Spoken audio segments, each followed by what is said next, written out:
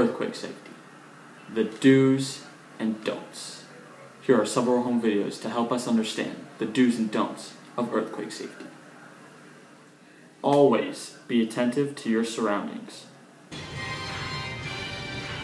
Oh, Doug! Doug, there's an earthquake! When indoors, find a strong structure. For example, a door frame is one of the strongest structures in your home.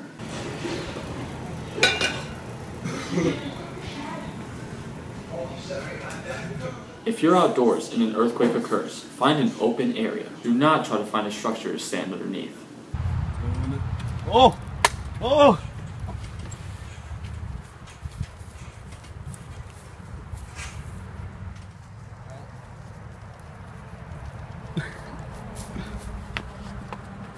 During an earthquake, remaining calm is the most important thing you can do.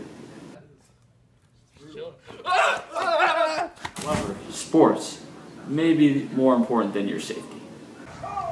Doug, there's another earthquake. Yeah, but the game's on. Go Jets. Now we have one question for you, America. What have you learned? Drop like an earthquake.